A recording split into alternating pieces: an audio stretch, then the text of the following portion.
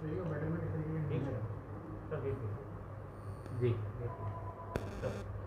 7 सितंबर से राजस्थान सरकार के आदेशानुसार धार्मिक स्थल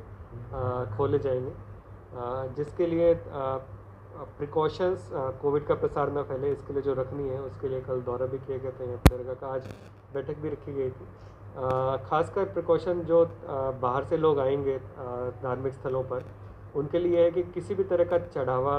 ऑफरिंग वो नहीं होगी धार्मिक स्थल पर, चाहे फूल हो, माला हो, प्रसाद हो, चादर हो, किसी भी तरह की ऑफरिंग नहीं होगी।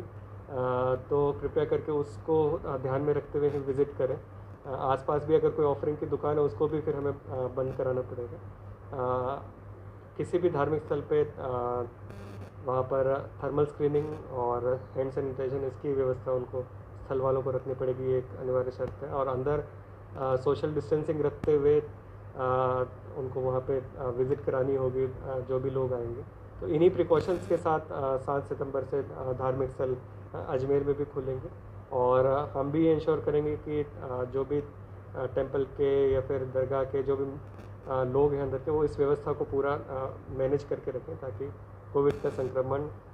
हमारे धार्मिक स्थलों से आगे न फैले। सर, एक विषय था कि दरगाह में जो दरवाजे हैं, 7 दरवाजे हैं एंट्री पॉइंट के, तो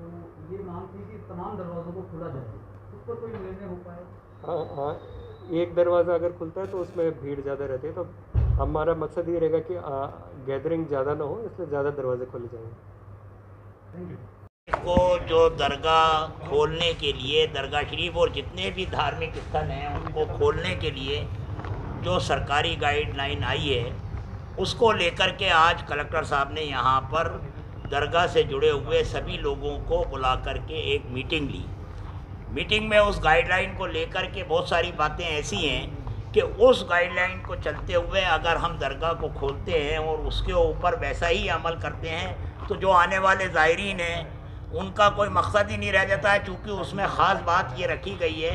कि फूल, माला और चादर नहीं चढ़ेगी, तो लोगों का मकसद ही ये होता है। हमने ये कहा कलेक्टर साहब से कि हम जब प्रधानमंत्री अपने निवास स्थान पर हमें दावत देते हैं और वहाँ पर बुला करके दरबार शरीफ की चादर हमारे सुपुर्द करते हैं, और जितने भी लीडरान अपोजिशन के हैं वो भी अपनी अपनी चादरें ख्वाजा साहब के दरबार में, ख़ुद गहलोत साहब भी सोनिया गांधी जी की चादर लाते हैं और मोदी जी ने चादरें हमारे हवाले की दरबार में पेश करने के लिए।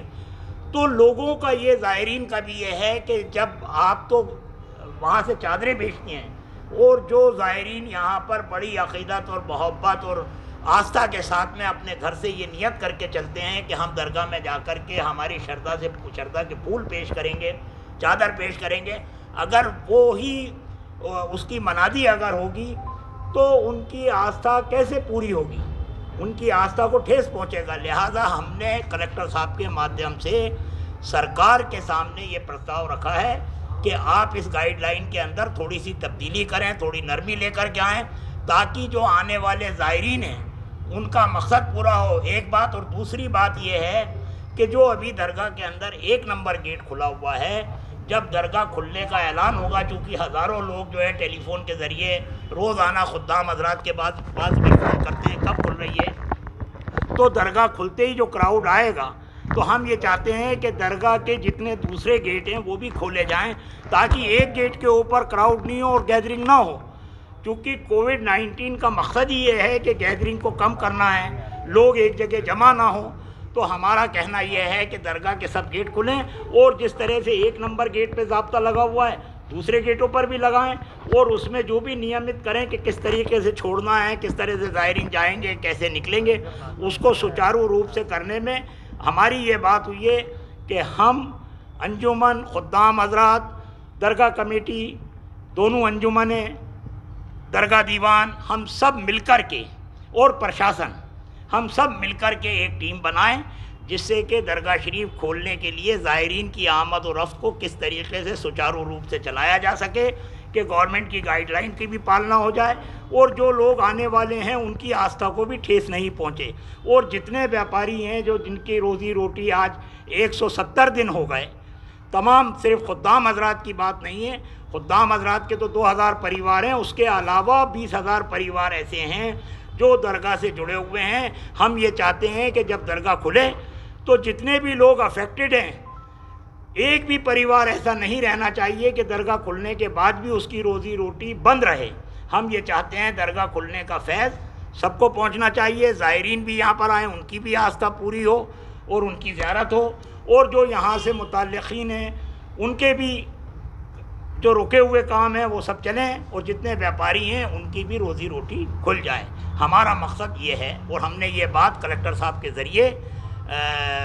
भारत सरकार और राजस्थान सरकार के वहाँ पर पहुँचाने के लिए ये आग्रह किया है, और उसको वो पहुँचाएँगे।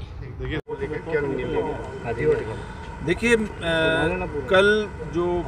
राजस्थान सरकार की जो गाइडलाइन आई थी कि 7 तारीख से सभी धार्मिक स्थलों को खोला जाएगा,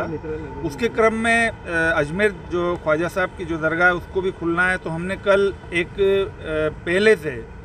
एक मीटिंग तमाम अंजुमन और खुदाम हजरात और जो बारीदारान है और जो दीवान साहब के जो नुमाइंदे हैं, तो हम सब लोगों ने एक मीटिंग की थी और उसके अंदर ये तय किया था कि हम को दरगाह खोलनी है। दरगाह के अंदर जो रसूमात है जो चली रही है, और जायरीन जो आए उनको हाज़िरी देने का वो पूरी तरीके से हाज़िरी दे लें, और गेट मैक्सिमम खुले, आसपास के मार्केट खुले। ये सब बातें हमने प्रशासन के सामने रख दी है। प्रशासन ने उन सब बातों को गौर किया है, और हमने तय ये किया है कि दरगाह खुले, दरगाह के मैक्सिमम गेट खुले। और कुछ चीज़ें हैं उसके बारे में हमने बता दिया है कि जो 60 साल से जो ज़्यादा उम्र के जो लोग हैं वो यहाँ पर नहीं आए, बच्चे नहीं आए। और हम लोग जो दरगाह कमेटी है, अंजुमन है और दीवान साहब के नुमाइंदे, हम सब लोगों की और प्रशासन की एक कोशिश रहेगी कि जो जायरीन जो आएंगे उनको किस तरीके से क्राउड मैनेजमेंट हमको संभालना है, कि भीड़ नहीं हो, सोशल डिस्टेंसिंग की पालना हो। तमाम जो जायरीन अंदर जाएंगे वो मास्क लगा के जाए, उनका हम लोग जो है उनकी स्कैनिंग करेंगे, और वहाँ पे गेटों के ऊपर हम लोग जो है सैनिटाइज़र के वो लगाएंगे ताकि वो लोग सैनिटाइज़र का भी यूज़ कर सके। और वो सैनिटाइज़र भी हमने ऐसा हमको मिला है जो जिसके अंदर एल्कोहल नहीं होगा, वो हमने मंगवा लिया है, उसी को लगाएंगे ताकि अंदर जो है जो दरगाह की जो पवित्रता है, पाकीज़गी है, उसके अंदर वो बनी रहे। तो इन सब बातों का ख्याल रख के आज बात हुई है। एक बार थाने पर और मीटिंग हो जाएगी। मैं उम्मीद करता हूँ कि दरगाह 7 तारीख को खुल जाएगी, और इसकी मैं तमाम जो गरीब नवाज के जो अकीदतमंद है, जो उनको मानने वाले हैं, जो श्रद्धालु है, उन सबको कहना चाहूँगा कि आप आइए, लेकिन अपना ख्याल रखिए। सबसे जो बड़ा मकसद वो ये है कि सबकी लोगों की जो जायरीन है उनकी जानों की हिफाजत हो, लोगों की हिफाजत हो, और वो 7 खैरियत से यहाँ पे अपनी ज़ियारत करके, अपने दर्शन करके वो 7 खैरियत से अपने घरों को पहुँचे।